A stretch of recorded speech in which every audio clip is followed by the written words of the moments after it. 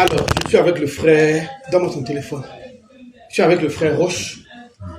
Tu m'as posé beaucoup de préoccupations. Je t'ai dit que ça, il faut qu'on traite. Voilà, c'est la version là que je voulais aussi. La version de lui, c'est là. Commençons par le premier. Frère Roche, c'est Roche, non? Oui. Sans toi, je sens comme la télé. Ah, le courant est venu. Il y a du bruit là-dedans. Il y a du bruit là-dedans. On tire la porte.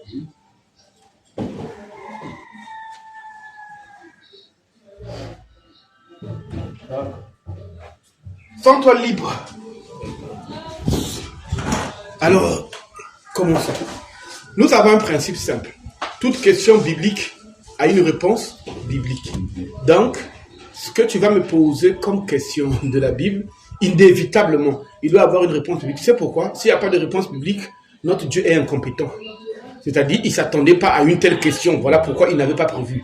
Mais comme nous savons que nous prions le vrai, le seul, l'unique, le véritable, voilà pourquoi nous osons dire fièrement, toute question biblique a une réponse biblique. Alors, sens-toi libre. Frère Michel va de temps en temps bouger avec moi, parce que si je vais au tableau là-bas, tu es obligé de me suivre avec l'enregistreur de temps en temps, d'accord? Sens-toi libre, je bouge sur ce tableau. Quand on s'en va, pose ta question. On a tiré le tableau, on s'en couche. Donc la première question. On peut manifester ensemble? Non, mais je peux faire. Parce que tu m'avais envoyé un film du genre un prophète première question, c'était à propos concernant l'église de Dieu. J'ai écouté ce que vous avez dit concernant l'église de Dieu. Nous sommes dans l'église. Et j'avais rencontré un pasteur, un homme de Dieu, qui me parlait de l'onction.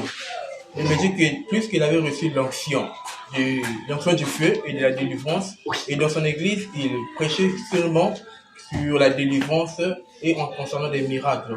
Je me suis posé cette question. Et à quoi sert l'église? L'église, ce n'est pas un appel pour la conversion ou bien c'est un appel pour les miracles? C'est ça cette question que vous pouvez poser. J'étais en train de tirer. Réponds encore, s'il te plaît. J'avais rencontré un homme de Dieu. Ok. Et cet homme me parlait de l'onction.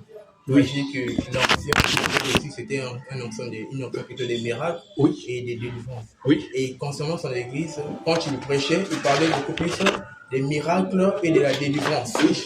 Maintenant, ma question était la tienne. Pour l'église véritable, ce n'est pas question de l'appel à la conversion de la personne qui est primordiale, et au lieu que ce soit la délivrance et les miracles. Shalom. Il y a des questions qui ne... C'est-à-dire, tu n'as même pas envie de répondre. Toi-même, tu as déjà une partie de la réponse. C'est pour ça que je t'ai salué. C'est-à-dire, avec le peu que le Saint-Esprit a permis que tu saches, il y a des trucs, quand tu poses, toi-même, en fait, tu as croisé l'homme, tu as vécu la situation. Et puis toi-même, tu dis, au fait, la priorité ne devait pas être... Amen. Tu comprends, non? Ok. Donc, moi, je vais ajouter que sur la bonne position que tu as déjà et que l'Esprit continue à t'emmener tel que tu es. Regarde. On va lire, quand on va dans 1 Jean. Merci.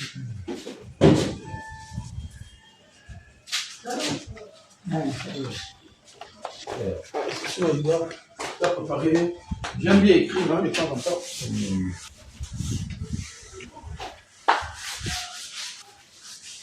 Parce que le problème, on va juste décortiquer dans ta question. Le problème, c'est que si, comme tu as dit, tu as suivi l'élément que je t'ai envoyé sur l'église. Si tu as bien suivi ça, tu aurais pu comprendre quel est le but de l'église. L'église, comme je te disais, que du grec caléo, du latin ecclésia, c'était des gens qui sont appelés à sortir des systèmes ou du monde pour former un peuple à part, une nation sainte, un sacerdoce royal. Donc, le but premier de l'église, ce n'est pas les miracles. Le but premier de l'église, ce n'est pas chasser les démons ou tuer les... Non. Le but premier de l'église, c'est le salut des âmes. Parce que si une personne est sauvée, c'est parce que les gens ne connaissent pas ce que c'est le salut. Si tu connaissais ce que c'est le salut, tout est dans le salut. C'est-à-dire dans le salut, il y a justification, il y a sanctification, il y a délivrance, il y a autorité, il y a puissance, il y a souveraineté, il y a enlèvement, il y a grâce, il y a glorification. Tout ça est dans le salut. Donc quand quelqu'un vient te dire, moi j'ai reçu l'onction du feu et de miracle. Prends toute la Bible, tu verras jamais onction du feu et de miracle. Concept anti-biblique. On va absolument aller simple. On va dire, il est écrit dans Philippiens 4, à partir du 9e verset. Ce que tu as vu de moi, tu as entendu de moi. La Bible dit, pratiquez-le. Et le Dieu de justice sera avec vous. Je te pose juste une question. De Jésus, jusqu'au dernier apôtre qu'on appelle Jean qui est mort. Qui avait l'onction de miracle et de feu? Donc, c'est une disposition, c'est un concept qui n'existe pas, qui n'a rien à voir avec les Écritures. Tu connais ce que c'est une onction? Une onction, c'est, on va appeler ça, c'est, attends, je suis en train de chercher, c'est comme un genre d'aura. Tu connais l'aura? Tu connais l'aura, non? Oui. D'énergie qui se dégage d'un ministère. Je peux être là, je me mets en scénie, je casse, je dis, waouh, quelle onction. Pourtant, il n'y a aucun miracle. Mais ce que je suis en train de faire, je suis en train de faire ça avec une conformité, avec une clarté de l'évangile. Tu sens l'esprit en moi. Pourtant, tu vois rien, tu sens. Tu dis, waouh, c'est génial. Tu vois. Mais quand quelqu'un dit l'onction des miracles, c'est un non. J'ai même envie de dire, c'est un non-sens. Parce que le miracle, c'est pas l'homme qui le fait. Le miracle est l'expression du Saint-Esprit. C'est le Saint-Esprit qui fait. Même Jésus, quand il était là, il leur disait, les choses et les miracles et les prodiges que je fais, c'est pas moi, c'est le Père qui vit en moi. Donc, il explique que le miracle, c'est pas ça qui fait ça, c'est l'Esprit. Et l'Esprit, n'oublie pas, il fait ce qu'il veut, quand il veut, avec qui il veut. Donc quand tu arrives, quelqu'un s'auto-proclame que j'ai l'onction de miracle. C'est quelque chose qu'il a, qu'il peut manipuler de lui-même. Là, il y a un problème. Là, il y a un problème. Les miracles que nous avons, que le Seigneur fera avec nous, c'est lui qui décide. Je peux avoir le plus grand amour pour toi. Dieu dit, c'est pas lui que je veux, c'est lui que je veux. Tu comprends? Voilà. Très bien. Donc quand quelqu'un dit que j'ai l'onction de feu et de miracle, c'est des expressions qui ne veulent rien dire. C'est plutôt des expressions ésotériques montrant que je travaille avec des entités énergétiques qui peuvent éblouir les gens pour faire des trucs. Mais le Saint-Esprit, non. Le Saint-Esprit est dans l'humilité. Regarde dans Acte 3, quand tu vois l'apôtre Paul et l'apôtre Pierre et l'apôtre Jean, le paralytique qui sont enlevés. Tu as déjà vu, Pierre dit que moi j'ai l'onction de la résurrection. Pourtant il a resté les gens. Pourtant il a fait marcher. Tu comprends? C'est qu'eux, ils ne se définissent pas. Donc quand tu vois quelqu'un prendre les titres là, tu dis que ce n'est pas des nôtres, il a quelque chose d'autre. Les gens avec le Saint-Esprit sont humbles. Tu verras toujours.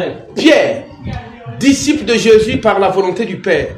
Aux frères, Pierre, disciple. Mais ils ne sont pas, non, moi je suis général Ovassia, moi je suis l'homme de feu. L'apôtre du 7e sceau. Les titres ronflants là, la titrologie là, les apôtres n'étaient même pas comme ça. Même Jésus lui-même quand il venait, il dit, que dis-tu de vous, moi, le fils de l'homme? Regarde, il prenait un titre. Mais si un de nous était Jésus, on devait dire quoi? Maman. On a l'onction de résurrection et de feu et de miracles et de... Tu vois Jésus, dans la simplicité. C'est pas des dieux déjà, tu comprends? C'est lui qui te disait qu'il a l'onction de tuer les sorciers. Oui. Une question, pourquoi tu vas tuer les sorciers? C'est quoi le but? Lui, il veut tuer les sorciers dans le but de démontrer que ce qu'il a est plus puissant que ce que les sorciers ont. Mais si tu tues tous les sorciers, qui va envoûter qui? Mais les sorciers ont une part de travail. Ils ont un ministère, il faut qu'ils travaillent. C'est comme si les gens d'aujourd'hui qui disent non, on va tuer Satan, on va. Mais dis, mais vous n'avez rien compris. Bon, si vous tuez Satan, qui va emmener les troupes de la guerre de Gog et de Magog?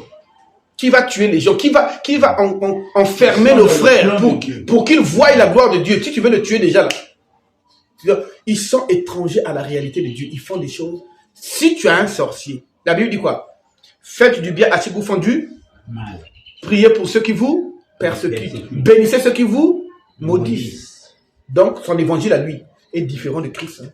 Dans l'évangile de Christ, si mon prochain a faim, je lui donne à manger.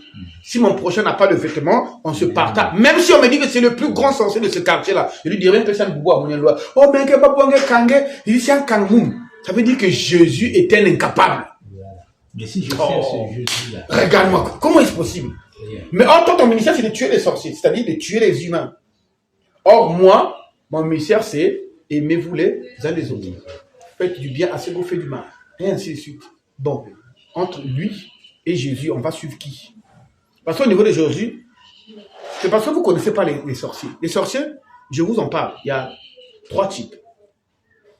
Le premier type de sorcier, ce sont des hybrides. Bon, on va aller loin. Le premier type de sorcier, ce sont les démons de chair. Les démons de chair, vous ne pouvez rien pour eux. Il n'y a rien que tu peux faire qui peut le changer. Parce qu'il est comme ça. Il est de nature démoniaque. L'essence de son esprit est un esprit démoniaque, comme ça. Il y a un deuxième type. Ce sont des hybrides. Au niveau des hybrides, là, il y a un pourcentage humain, un pourcentage démoniaque. Si tu veux, je pourrais développer. Le troisième type, ce sont des adamiques. Ce que la Bible appelle les brebis. Ils peuvent avoir été initiés. Mais eux, ils attendent la délivrance. La troisième catégorie là peuvent être délivrés. Les deux autres là, non. Donc, tu es sorcier. Tu es né dans une famille des sorciers. Qui plus est, on t'a initié quand tu étais depuis le ventre de ta mère. Tu nais, tu commences à exercer ça. Mais à la base, tu es une semence de Dieu. Je te tue pour je te prêche l'évangile. Si tu es destiné, tu tomberas à genoux, on enlèvera la sorcellerie là, et tu rentres dans le royaume. Mais pourquoi on va tuer les sorciers?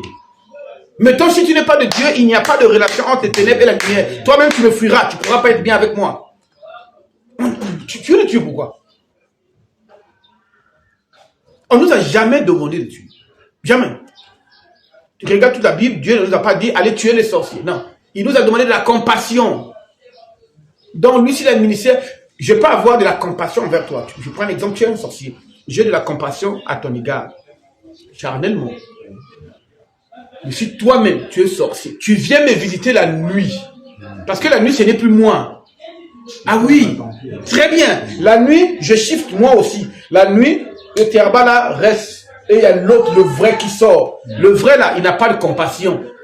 Là, tu viens le chercher. Parce que quand tu sors, lui, c'est un être de feu et de lumière. Toi, tu arrives comme ténèbres, tu es foudroyé.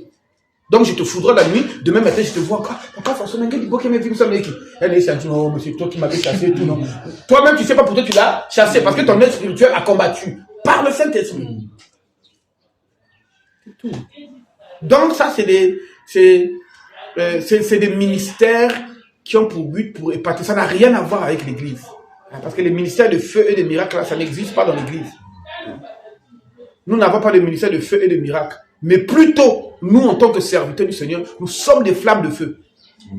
Si tu sors, tu me vois, tu seras content de me voir. Tu dis, oh, un homme peut être aussi brillant. Voilà pourquoi. C'est ce que Dieu a montré à Abraham. Il dit, Abraham, sors. Il dit, bon, regarde les cieux. Bon, regarde. Il dit, regarde les étoiles. Oh, yo, yo, yo, yo. Abraham a vu des êtres magnifiques. Magnifiques. Des êtres célestes de lumière. Innombrables. Et il dit, ces êtres-là sortiront de toi. On vous dit, je mettrai le monde et dit où ces êtres-là. Mais si tu lis la Bible, tu vas voir que Dieu a dit à Abraham, sort, compte les étoiles. Dieu, tu penses que les étoiles, Abraham est 1, 2 et 3. Les étoiles sont des êtres célestes. Voilà pourquoi Satan est appelé l'étoile brillante, l'arc brillant du matin. Les étoiles sont des êtres célestes. Dieu l'avait montré, regarde ce qui sortira de toi. Voilà pourquoi la Bible dit, les prophètes ont fait de ce sujet-là leur objet d'investigation pour savoir à quel moment cela arriverait. Et il leur fut dit que ce n'est pas pour vous. Vous ne connaissez pas le Christ. Les gens doivent connaître le Christ. Tout à l'heure, je disais à mes épouses, quand je me réveillais là, je me suis réveillé, ça fait même pas 1 heure. En fait, je me suis réveillé par rapport à tout. Peut-être que l'autre essaie de me voir, j'ai pas vu les appels. Donc, quand je m'appelle, ça faisait peut-être 10 minutes seulement que je venais de me réveiller. Je disais à mes épouses, quand je me suis réveillé là, j'ai été rongé de culpabilité. Parce que le Saint-Esprit me montrait au même moment, je suis réveillé, il me montrait au même moment où je dors, il dit, qu'est-ce que tu fais là? Je ne suis pas censé dormir, je suis censé être au dehors, le monde meurt, dis-toi on t'attend. Je l'ai parlé tout à l'heure, j'ai dit je culpabilise. Nous avions les jours de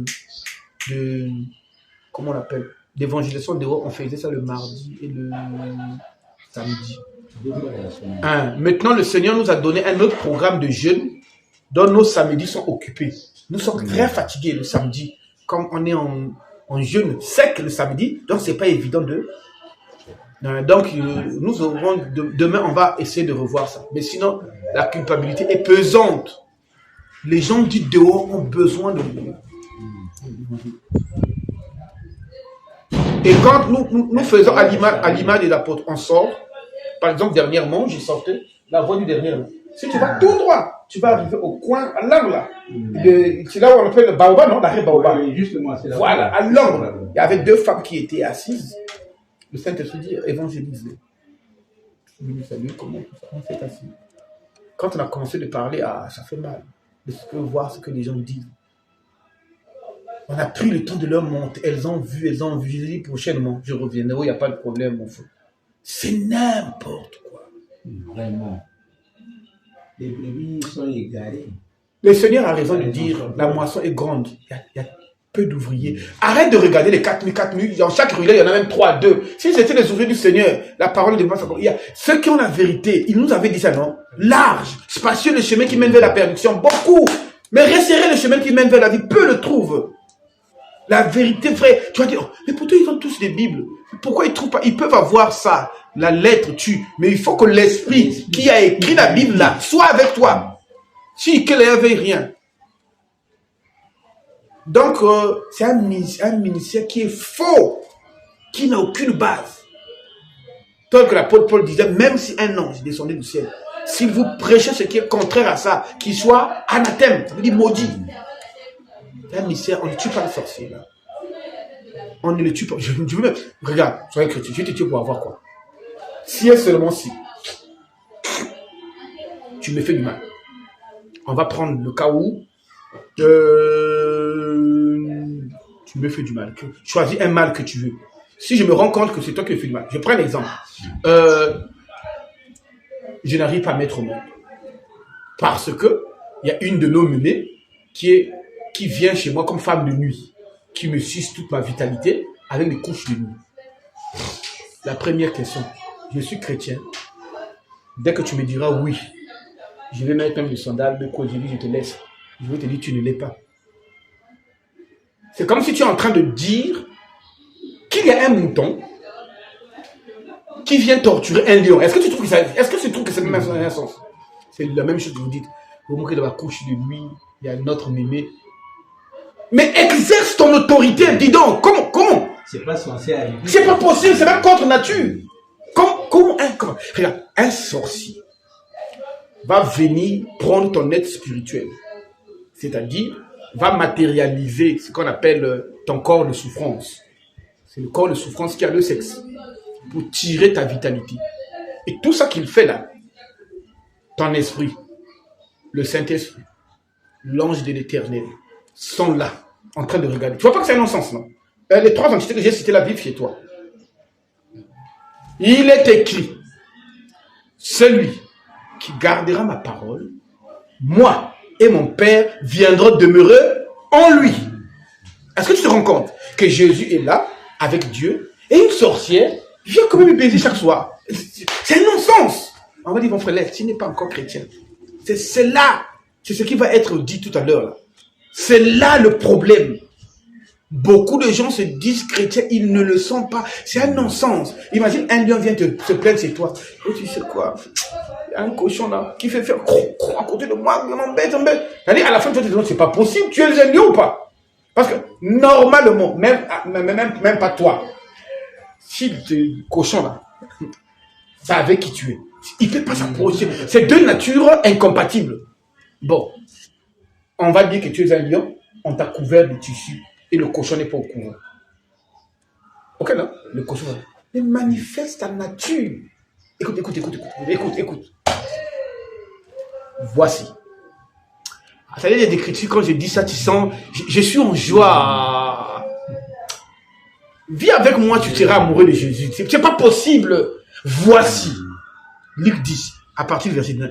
Je vous ai donné le pouvoir de marcher sur les serpents, les scorpions, sur toute la puissance de l'ennemi. Et rien ne vous nuira. Et moi, je suis dit là, non, j'ai une femme de nuit qui me nuit. C'est pas possible. En fait, je suis en train de dire, Jésus, tu es là, tu es faible. C'est pas possible. Ça va commencer comment? Si j'ai ouvert une porte pour avoir, moi-même qui te dis là, moi-même, je ne parle pas les autres, moi-même, je suis en train de dormir. C'est une sublime demoiselle qui apparaît. Et la sublime demoiselle est à mes côtés. Jolie de chez jolie. La demoiselle, c'est menu. Elle s'allonge. Elle dit, fais-moi un bisou. Je prends la tête. Je m'approche d'elle. Donc, elle est couchée comme ça. Je mets ma main, je regarde. En un instant, ça fait tchou. Je shift. En un instant, je shift. Donc, quand je shift, le Seigneur révèle. C'était maintenant une momie. Je lui dis, si je réagis maintenant là, il va fuir. Je m'arrange encore bien, comme si je veux coucher avec elle. Maintenant, j'ouvre les yeux. Je ne sais pas comment tu vais expliquer ça. Mes yeux étaient ouverts, mais j'ouvre encore les yeux.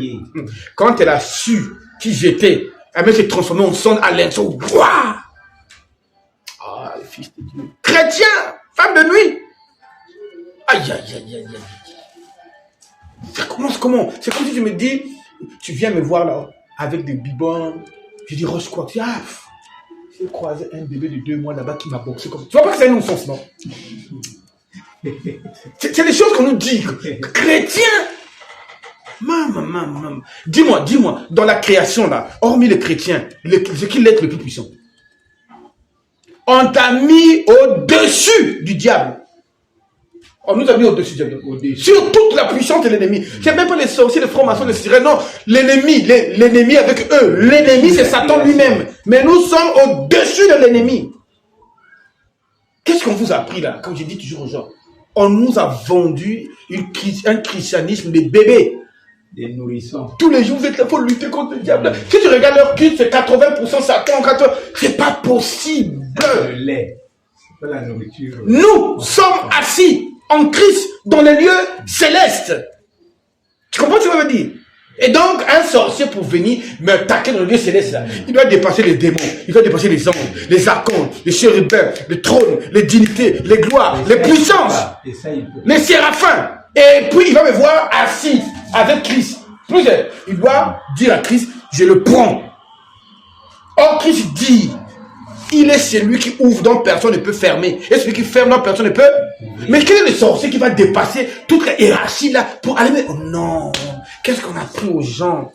Frère Michel, on doit aller dehors. On doit aller dehors. Qu'est-ce qu'on a appris aux gens? Est-ce que vous vous rendez compte du sacrifice du Christ? Le roi des rois, le seigneur des seigneurs, a quitté son trône, s'est dépouillé, a pris la forme d'un serviteur pour venir te sauver. Tu vois ce sacrifice-là? L'ultime sacrifice de la création. Et malgré qu'il t'a sauvé, il y a quand même un sorcier, une femme de nuit qui te blague. On a envie de dire Jésus, mais il fallait rester là-bas. Parce qu'il y a même des sorciers qui peuvent prendre son propre enfant, mettre dans son vagin, l'enfant est protégé. Tu connais des gens comme ça, non? Une sorcière qui protège ses enfants. Et ces enfants-là, une sorcière qui protège ses enfants des autres sorciers. Donc même les autres sorciers n'arrivent pas à voir ces enfants-là parce que leur mère protégeait pas. Mais on va dire à Jésus, mais les sorciers protègent mieux que toi. C'est quel Jésus qu'on vous a pris là? Quelque chose d'apôtre Paul, je m'étonne de ce que si facilement vous êtes envoûtés parce qu'on vous a prêché un autre Jésus. Jésus est terrible. Ça dit, toi tu comprends. Moi je dis aux gens, vous ne connaissez pas. Vas-y frère. Non, c'est parce que les gens ne font pas attention. Il n'y a qu'à voir comment est-ce que Jean présente Jésus dans l'Apocalypse. Voilà. Tu vas même dire, mais qu'est-ce qu'il est en train de raconter là? Terrible. Terrible. Les yeux comme des torches de feu. Voilà. De sa bouche sort une paix, la double tranchant, qui va battre les nations. Oh, sur sa poitrine, a une ceinture d'or, et sur sa cuisse écrit Roi des rois, Seigneur des seigneurs. Tu connais pas qui veut dire Roi des rois, Seigneur? Moi, ça c'est vous avez peur. Il n'y a que moi, ça sous.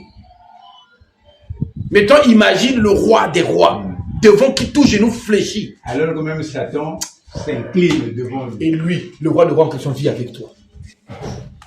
Et tu oses nous dire, il y a un sorcier qui me dit, il y a des trucs qu'on dit, Seigneur, en se prosternant, on dit, Seigneur, envoie-nous. On dit, Seigneur, envoie-nous. On est fatigué de voir qu'on malmène ta création, envoie-nous. Voilà pourquoi la Bible dit, la création entière soupire en attente de la manifestation des fils. On a trop blagué la création. La création dit, Seigneur, jusqu'à quand? Et quand les fils vont être révélés, c'est là où commencera la tribulation parce qu'on va dire, c'est pas possible. On va casser tout ce monde-là. Chrétien, avec des femmes de nuit, c'est pas possible. Jésus est venu mourir pour rien. Chrétien, tu portes le sceau de l'éternité. Donc tu as été crucifié, enseveli, ressuscité. Tu es assis. Non. Genèse 9, verset 2. Écoute notre héritage.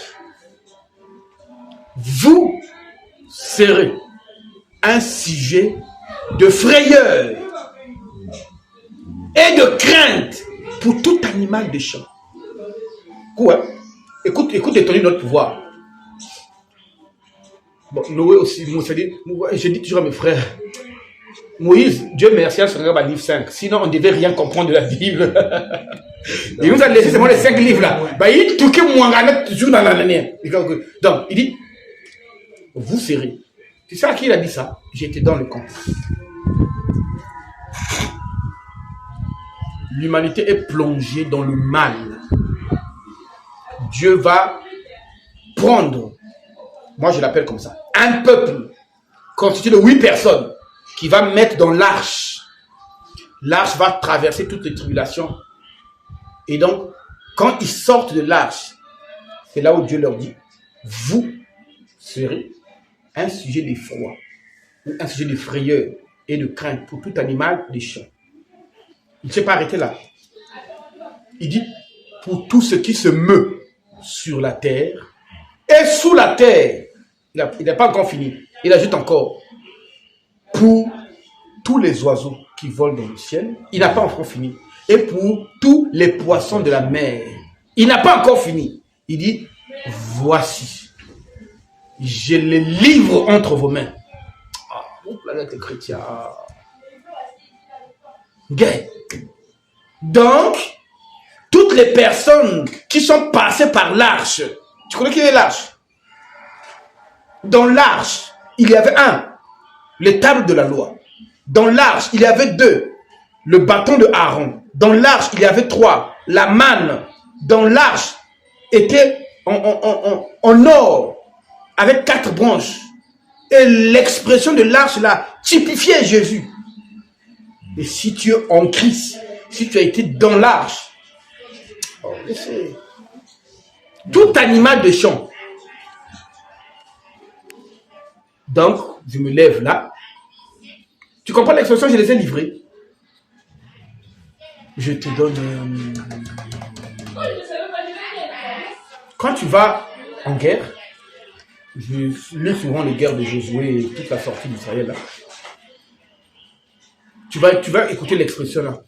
Puis l'Éternel livra les Philistins entre les mains des enfants d'Israël. Livrer veut dire... Il les place sous l'autorité. Très bien, faites-en ce que vous voulez.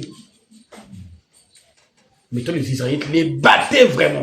Donc Dieu dit, les oiseaux du ciel. Les oiseaux du ciel là, c'est la catégorie de démons qu'on appelle la puissance de l'air. Tous les animaux des champs, c'est les hybrides que tu vois se mouvoir là. Et les démons physiques.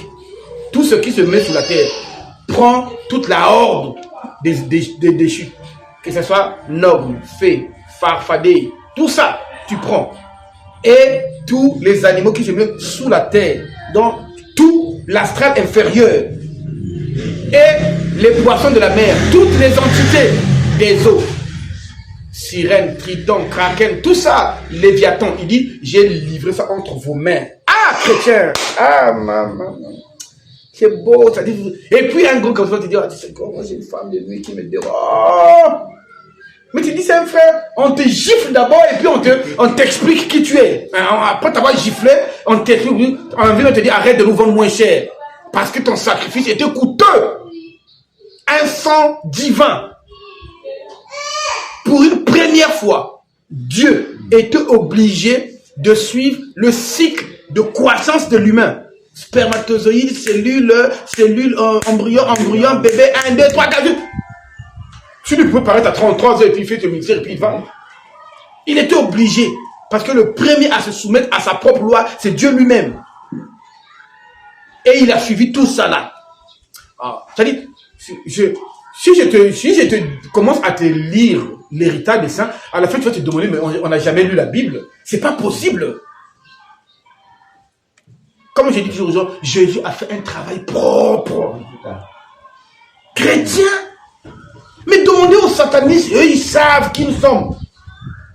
Demandez aux gros maîtres satanistes, ils vont te dire qu'on m'a trompé, que j'étais gros maître de l'ordre chevaleresque, 33e degré, ou je sais quoi. Mais j'ai été confronté face à un petit qui vendait des petits pains. Je n'arrivais pas à le posséder.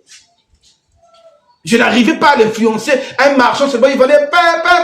Malgré toute sa puissance, il n'arrivait pas à un petit, qui plus est, n'était même pas conscient de son pouvoir. Chrétien. Quand vous entendez que nous sommes assis avec Christ dans les célestes, toi tu penses que Christ est là, et tu peux dire qu'on vendre. C'est pas ça, c'est pas de ça qu'on parle. Être assis, ça veut dire que Kangama solo, il n'y a rien. C'est ça, être assis. C'est-à-dire, nous, on dit ça, le vieux là, il est assis. Quand tu es en train de dire que le vieux là, on va dire ça, ma solo carré. Et la Bible dit que nous sommes assis dans les lieux célestes. Donc, c'est-à-dire quand tu arrives en haut là, on avait fini avec nous. Sur notre tête, il n'y a que des couronnes. Oh. Et la Bible ajoute, tel qu'il est, tels nous serons, tels nous sommes. Nous sommes les copies de Dieu. C'est-à-dire même les gens, quand tu nous regardes, oh, ta divinité est là. Bien que nous ne sommes pas adorables, l'adoration nous revient. Est-ce que tu te rends compte de ce qu'est il te met dans la main.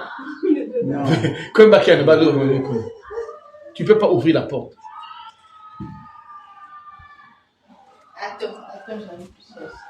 Vous devez être au courant de ça. La Bible dit dès à présent, tout démon que nous chassons chez les gens, ça n'a rien à voir avec Tom. Non, ça peut arriver. Ça arrive. Il y a des démons qui sortent à cause de la parole que tu écoutes là. C'est tout. Tout démon, c'est pas forcément je te chasse. Non, c'est-à-dire ce que je dis là. Ces paroles qui sortent de moi sont esprit et vie. Et la vie là, quand ça rentre en toi, la Bible dit ceci. Nous renversons tous les raisonnements. Et nous emmenons toute pensée captive à l'obéissance de Christ. Tu sais ce que veut dire amener les pensées captives? Ça veut dire on t'a vaincu. Mais on ne peut pas m'emmener en captivité si je peux me battre. Il n'a pas dit nous emmener quelques pensées. Hein. Nous emmener toutes pensées. Le terrain des batailles des entités énergétiques. C'est des pensées, c'est des idées. Ne crois pas, ne fais pas ceci, tout ça. Nous prenons tout ça là. Allez, obéissez à Christ, à genoux. Et faites place au roi de rois. Oh, vous avec le chrétien. On vous a monté des gens, on vous a dit là tous les jours, vous êtes quelle femme de Dieu, oh, Seigneur. Quoi? Chrétien? Voilà pourquoi la vraie délivrance consiste à dire aux gens qui ils sont et qu'ils exercent l'autorité. Tu veux délivrer un fils du président, faut nous mettre un texte, moi, ma glacé. Tu veux le délivrer, ne lui donne pas l'argent. Viens seulement le voir. Dis, test ADN. Tu lui dis, tu as l'ADN de Sassou. Tu dis quoi? Tu dis, toi et Sassou, vous avez le même sang. Il va laisser l'eau là. Il dit, va à la présidence, prends ce qui te revient. Voici la délivrance que tu peux donner à un fils du roi. C'est tout. Fils du roi. La Bible dit, tel il est. Je ne sais pas si tu arrives à imaginer ça. Tel il est, tel nous sommes. Et tel il est. Les séraphins ne sont pas comme Dieu. Les anges ne sont pas comme Dieu. Les archanges ne sont pas comme Dieu. Les chérubins ne sont pas comme Dieu.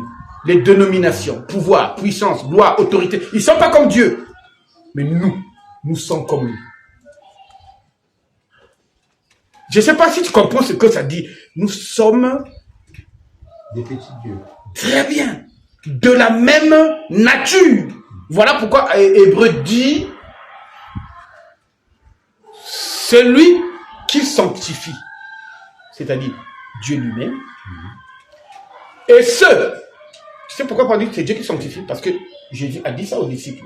Je crois que ça doit être Jean 17, 17. Sanctifie-les par ta parole est la vérité. Donc Jésus est en train de prier le Père. Et c'est lui qui sanctifie. Et ceux qui sont sanctifiés, c'est-à-dire nous, la Bible dit, sont issus. Tu ne vois pas ça. La Bible dit, sont issus d'un seul Père. Moi et Jésus, nous sommes nés des mêmes pères. Et la Bible ajoute, et il, c'est-à-dire Jésus, n'a pas honte de les appeler frères. Laisse. Aucun ange n'est appelé frère. Toi, tu n'as jamais vu la personne. Regarde, un ange, je prends le plus bas des anges. C'est-à-dire, si tu tombes là, et que Dieu t'enlève ton Saint-Esprit, si l'ange là crie, tu vas l'adorer. C'est-à-dire, il est sublimissime. Que si Dieu t'enlève dans cet esprit, il est tellement, sa vibration, toi tu vas te mettre moi à genoux pour dire, oh. Tu sais pourquoi? Il y a un monsieur, un de nos grands frères, le dernier à être en vie. Il a vu un ange. L'ange lui a monté des choses. Et quoi? À la fin, il n'arrivait plus. Il s'est mis à genoux. Il voulait adorer l'ange. Ne fais pas ça. Jean voulait adorer l'ange qui lui montrait c'était des gloires, il n'arrivait pas. Jean voulait adorer l'ange là. L'ange a dit, ne m'adore pas, je suis un envoyé, un serviteur comme toi. Dans le centre de service, je suis un compagnon de service, ne m'adore pas. Ce que Jean a vu, c'était ouf, c'est indescriptible. Mais pourtant, il n'est pas comme Dieu. Et le chrétien, on dit, il a la nature. Papa, vous a appris quoi? On vous a prêché quoi? Et c'est des prédications qui sont faites pour que vous soyez esclaves. Nous avons les prédications des fils. La nature nous attend que le Fils, il est conscient de son autorité. Là où je suis assis, là, il n'y a pas une autorité plus grande que moi au Congo. Spirituellement parlant, il n'y en a pas. Tu peux m'emmener ma longue mambala de gouvernement. Tu l'emmènes là. Au nom de Jésus, je peux le plaquer au sol. Je lui dirai, finis tout ton catalogue d'envoûtement contre moi. Ça n'a pas d'effet parce qu'il est écrit, Nombre 23, 23. L'enchantement n'aura pas d'effet sur Jacob, ni la divination sur Israël. C'est pas possible. Il y a des gens qui vont prêcher là-haut, vous vendez. L'heure est venue où les gens verront le Seigneur. Ils diront oui, le Dieu qu'on a lu dans la Bible des apôtres, là, on le voit. Oh. Et c'est ça. On vous a vendu, moi, chrétien, moi, je suis faible, avec un Jésus faible.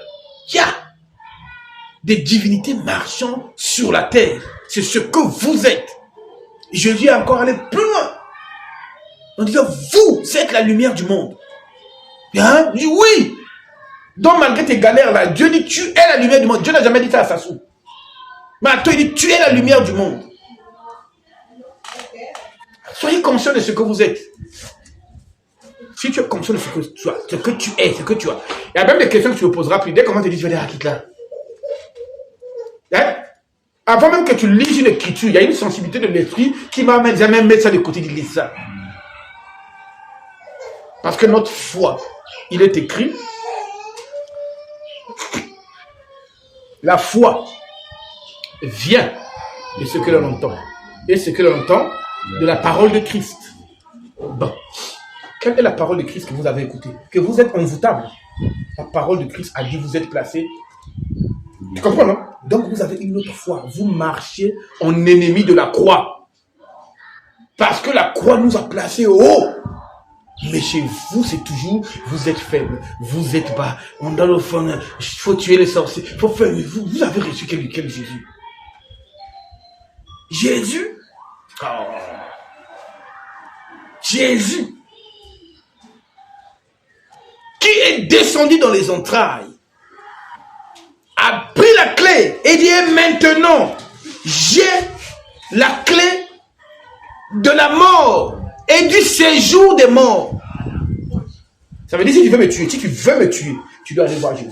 Jésus va dire ok. Tu comprends ce que ça veut dire? Aucun mort ne peut traverser sans lui. Maintenant, il a la clé. Donc, si tu veux me tuer, tu vois comment dire la clé. Quand je dis la clé, non, tu penses que c'est important, il y avait clac, clac.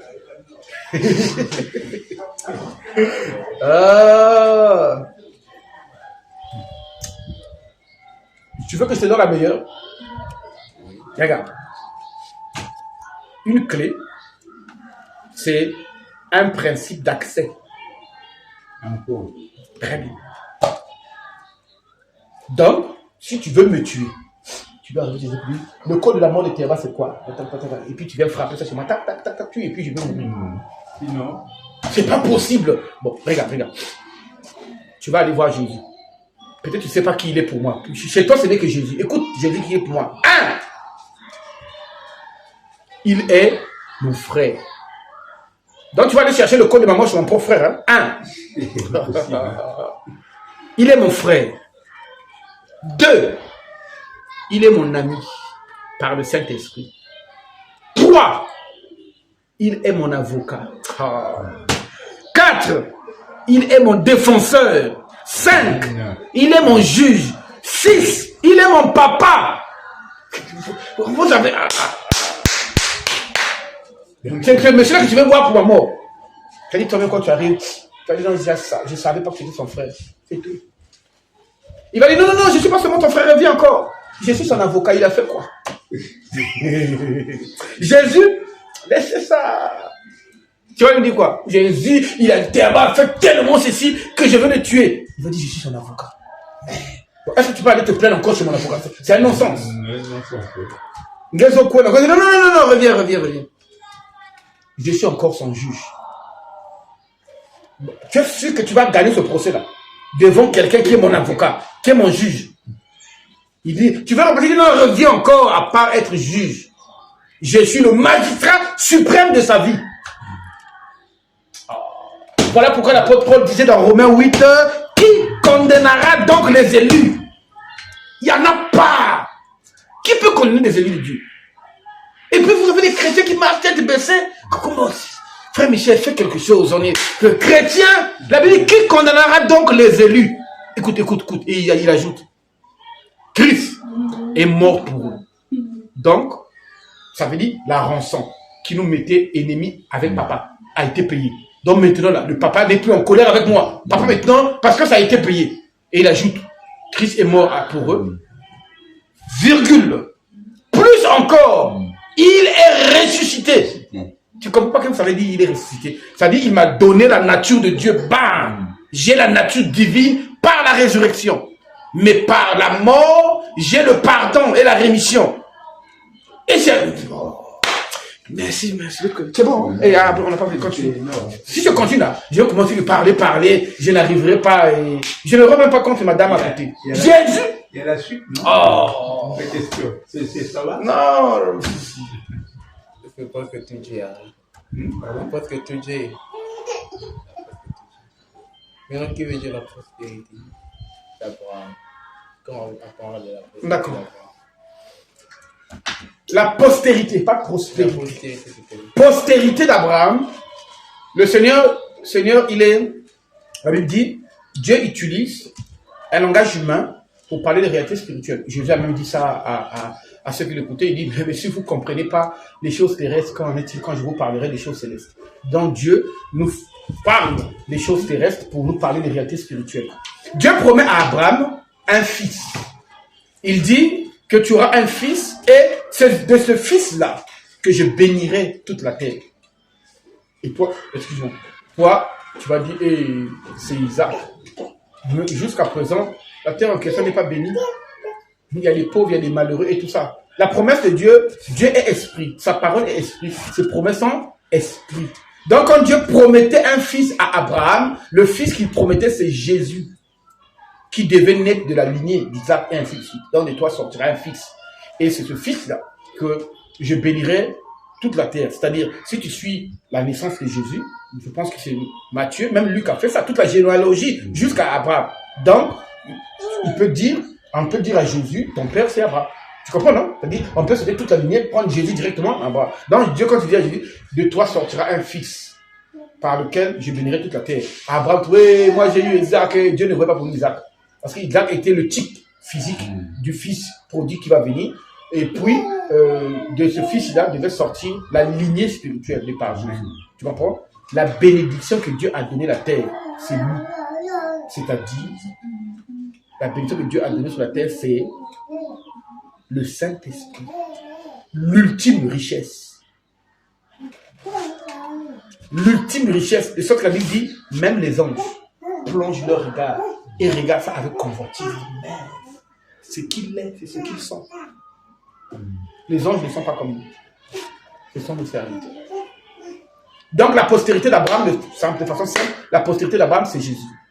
Donc si tu veux, de façon simple, c'est tous ceux qui sont nés à la foi, en la croyance, par la croix, par Jésus. C'est ça la postérité d'Abraham. La postérité d'Abraham n'a rien à voir avec les enfants physiques. Non, ce sont des enfants spirituels, ce sont des êtres spirituels, mais qui devaient naître par Jésus. Tu me suis, non? C'est pourquoi le modèle du sacrifice avait voulu lui être montré par Isaac. Très bien. Sur la montagne. Très bien. C'était le sacrifice de l'agneau. Très bien.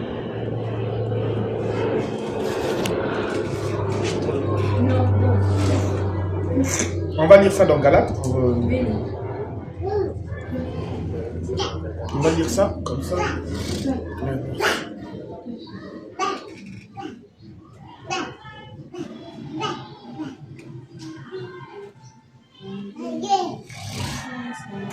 Qu'est-ce que Galates nous dit? Merci, Père. Merci, Père. On va lire Galates 3. On va lire 16 jusqu'à 29. Ok? On va lire 16, 17, 18 et puis on va à 29. 16 dit ceci.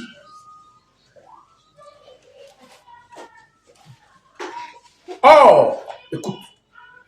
Les promesses ont été faites à Abraham et sa postérité. Il n'est pas dit « oh ». postérité, c'est-à-dire au pluriel. Donc on dit sa postérité, il s'agit d'un être unique, de quelqu'un. La montre moi aussi. Pas banque mine, la montre moi aussi. Il n'est pas dit oh postérité, comme s'il s'agissait de plusieurs, mais en tant qu'il s'agit d'une seule et à ta postérité, c'est-à-dire à Christ. Donc quand on donnait la promesse à Abraham là-bas, que je bénirai ta postérité, c'est le Christ qui parlait. C'est lui-même Abraham lui-même n'avait pas compris. Lui, il voyait pour lui Isaac qui est là, c'est bon. Et on continue. Écoute. On va au verset 26. 26 dit ceci.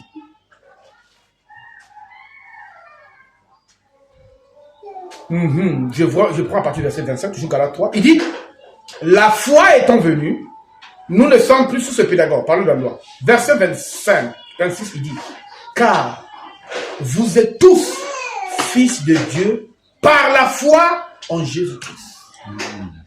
Magnifique. Dans la postérité, celui, c'est pas.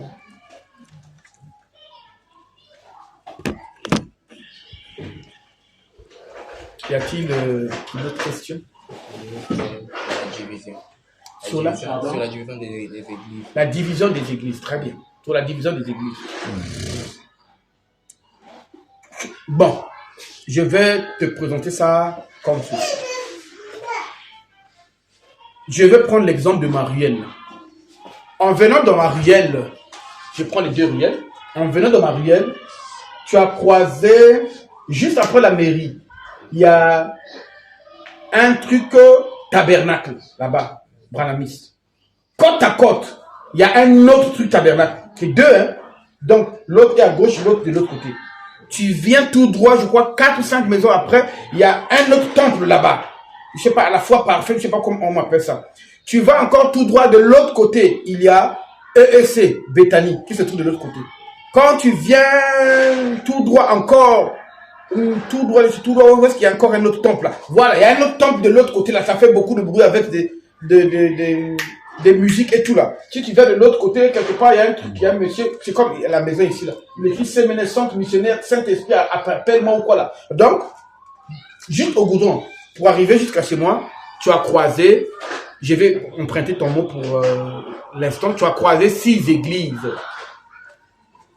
Maintenant, la question est, pourquoi tu as croisé ces 6 églises? Ça veut dire, pourquoi ils sont divisés? C'est la question, non? Okay. Frère Michel, tu sais m'aider? Le problème, comment est-ce qu'on va c'est... Ah oui, c'est ça, mais espérons que je vais crier. Espérons. Le problème chez toi, ou chez tout le monde, c'est le mot ça.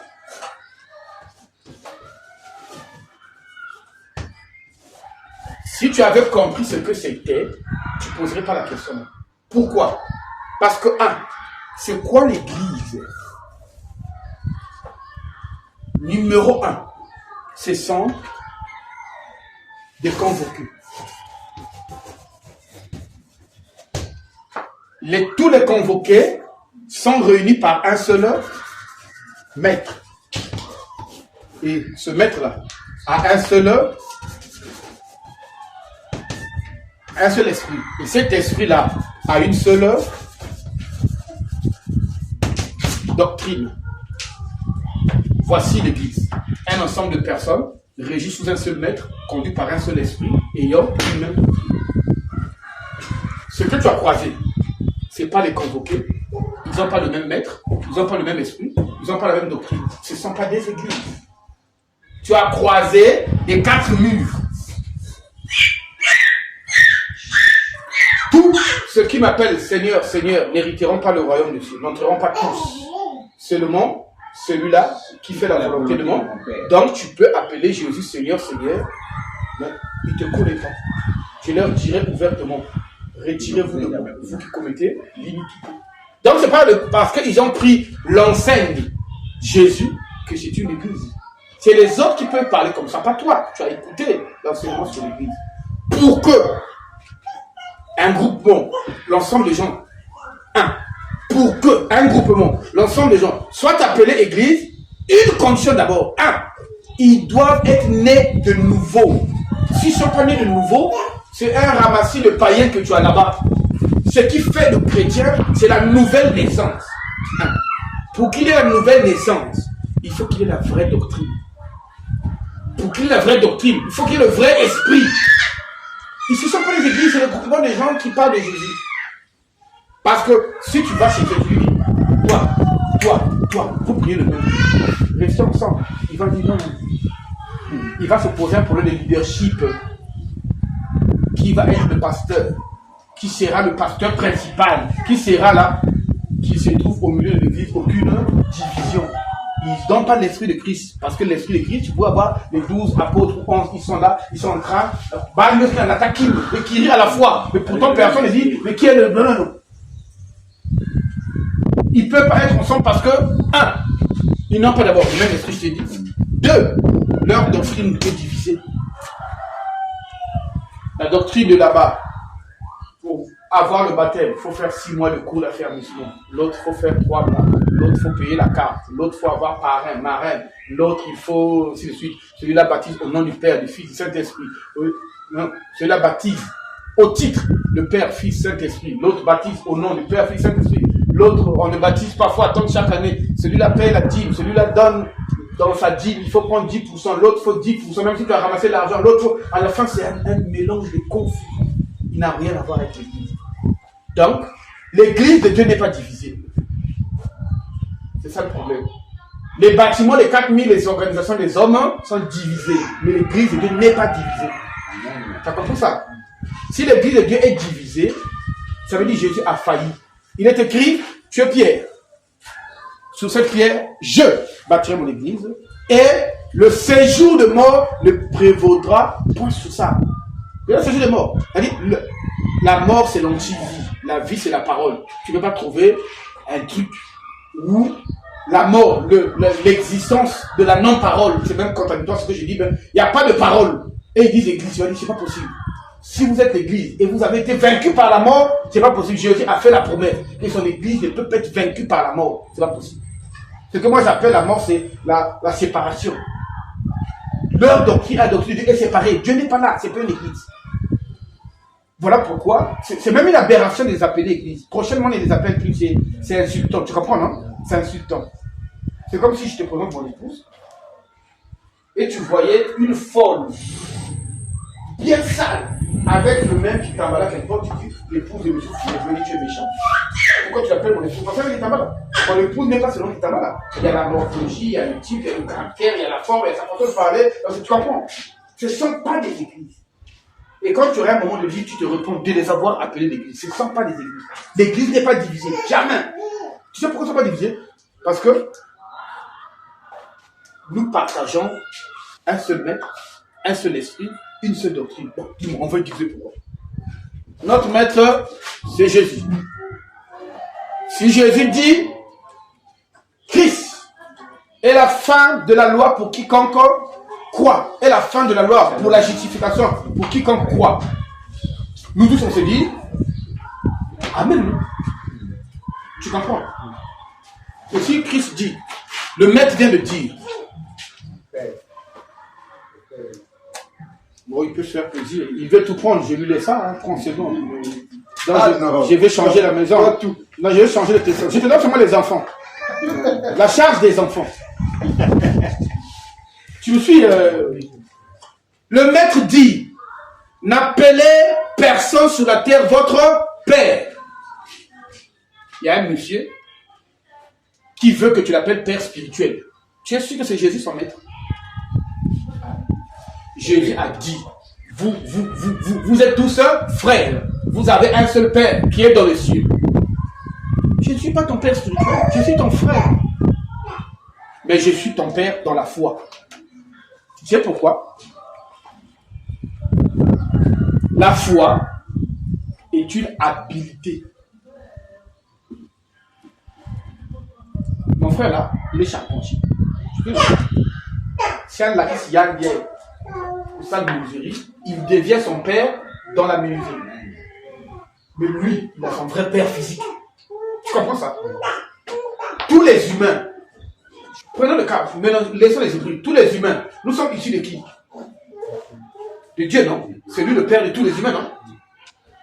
Si tu m'apprends à suivre la voie de Dieu, je deviens ton Père. Je remplace celui-là. Je suis un élément par lequel je te montre. Qu'est-ce que la foi? La foi est une ferme assurance des choses en esprit et démonstration qu'on ne voit pas, d'accord? Et pour que tu aies la foi en question, Dieu se sert de moi comme canon pour que tu aies la foi. Donc tu vas dire, dans l'évangile que je crois là, voici mon Père. Et pour que je sois ton Père dans la foi, les gens qui vont t'écouter vont te dire, waouh, mais on écoute, c'est comme tes tu parles. Parce que ce que j'ai, c'est ce que je t'ai donné. C'est ça qui fait de toi Père. Je devais être ton Père dans la foi. Parce que l'habilité, parce que la capacité, nous sommes sauvés par grâce au moyen de la foi. Et la Bible dit, et cette foi-là ne vient pas de nous, c'est un don de Dieu. Donc le don-là est passé par moi pour que tu aies ça. L'habilité de croire. Parce que tout le monde ne croit pas. Je peux dire les mêmes choses devant quelqu'un d'autre qui finit. Il va dire, on a fini mon gars, demain. Mais pourtant, toi, quand tu écoutes ça, ça te dérange. Tu comprends? Mais personne, Père spirituel veut dire papa de ton esprit. C'est-à-dire ton esprit est sorti de lui. C'est pas possible. Notre esprit nous sort de. C'est pas possible. Donc on n'a pas le même maître. Parce que lui, il veut que tu l'appelles papa spirituel, oh père spirituel, oh papa. Si tu l'appelles frère, un d'Afouga. C'est quoi son problème? Qu'est-ce qui change? Je suis ton frère, non? Oui. Regarde, on va prendre les cas des orphelins. Nous avons perdu, je prends le cas où tu es mon père, d'accord? Tu es mon petit-fils. Nous avons perdu notre papa jeune, mais Dieu a fait grâce, moi je travaille. J'étais pris tout petit. C'est moi qui paye les cours, l'école et tout. À tes yeux, je suis comme papa. Tu comprends, non? Parce que j'ai fait tout ce que le père fait. Papa devait faire chez toi. Mais est-ce que je deviens ton père biologique? Soyons sérieux. Non, je suis ton frère. Même le service à te rendre, puisque papa n'est pas là, donc c'est moi qui prends la charge de te le faire. Mais je ne deviens pas pour autant ton père biologique. C'est pas possible. T'as suivi? Maintenant, concernant l'esprit, s'ils avaient le même maître, le maître là est spirituel, il devait avoir le même esprit. Ils n'ont pas le même esprit. Donc, ne les appelle plus église. Bon, si tu es habitué d'appeler église, il faut appeler, nous généralement, le terme que nous utilisons, les quatre murs. Shalom, shalom. Shalom, c'est quoi? On les appelle les quatre murs, pas l'église. Quand Jésus disait à Pierre, dans Matthieu 7, que tu es Pierre, sur toi je bâtirai mon église, ça concernait les pharisiens, ça concernait les sadducéens, les hérodiens, les esséniens. Pourtant, ils étaient un groupe de gens avec la loi et la Torah. Ils n'étaient pas l'église, parce que pour être l'église, il faut être même esprit, même bon. Sinon, vous n'êtes pas pour vous. Donc, si tu dis que tu es l'église, ou tu es de l'église, l'apôtre Paul, quand il t'écoute, tu dois dire ça. Pierre, quand il t'écoute, il doit te dire c'est ça. Jean, quand il t'écoute, il doit te dire c'est ça. Mais si tu appelles quelqu'un père spirituel, Jésus va dire non, moi, je n'ai jamais dit ça. Tu laisses, tu arrives au monsieur, va dire non, il faut amener chaque mois ta dîme. Paul, j'ai dit, j'ai jamais prêché la dîme. Tu vas au niveau du monsieur là, qui va te dire non, moi, à part moi, il y a maman pasteur qui est à côté. Jean va dire, la femme ne va pas prêcher. Vous n'êtes pas l'église, vous êtes pour vous autre chose. Même vous êtes vous cachez sous le nom de Jésus. Frère, mais fais attention au cas où tu peux te lever. Hein. Je m'inquiète de ta tête, sérieux. Parce que là, Zima, le plus, voilà, poum. Ok. Tu me suis? Donc, ce que tu vois en route là, ce sont des succursales, des entreprises. Quelqu'un peut en avoir 2 ou 3 ou 4 à la fin. Il change de dénomination. Je parle personnellement. Il ne devient plus pasteur. Il devient maintenant archevêque. Il était pasteur. Il a ouvert un succursale à Oyo, à Dolidi, à Ndjeno et tout ça. Il devient plus pasteur. Il revient, il devient apôtre. Et si Amila bien le Vumuka, il devient prophète apôtre. Ah! Peut-être que je vais même parce qu'alors on est fatigué de. Un de ces jours, ne t'inquiète pas, nous avons cette séance de 5 enseignements. Quand on finit, on va parler des 5 ministères et les dons pour voir la différence. Un apôtre ne devient pas prophète. Un prophète ne devient pas pasteur. Ils sont nés comme ça. Ils peuvent exercer pendant un certain temps comme, mais il ne l'est pas. Mais il peut quand même faire comme. Si tu regardes l'apôtre Paul, il a travaillé presque partout. Il a travaillé comme pasteur, comme évangéliste, comme prophète. Mais lui, tout est lettre. Il se présente toujours Paul. apôtre de Jésus, de la part des têtes. Laissons ça le sujet. Revenons à ta deuxième question. Je t'avais dit de venir un peu plus tôt. Et j'attaque le sujet avant que les autres arrivent, qu'on rentre, que je vous fasse la présentation. T'as une autre question? Non, ne te sois pas embêté. Hein. Ils peuvent attendre. Ils sont sauvés. Ils peuvent repartir même. Ils sont sauvés. Tu comprends? Shalom, mon frère. Merci, prophète du Seigneur. Amen. Tu as compris ce qu'il a dit? Il dit, pose des questions pour voir vous trouver même les hymnes déjà. Tu vas attendre. Sens-toi libre, Roche. Qu'est-ce qui t'embête encore? Qu'est-ce que tu voulais savoir?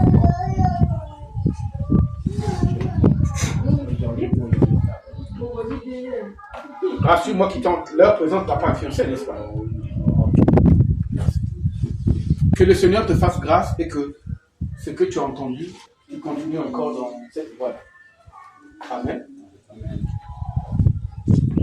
J'avais besoin permettez-moi, j'avais lancé l'enregistrement avec son accord bien sûr.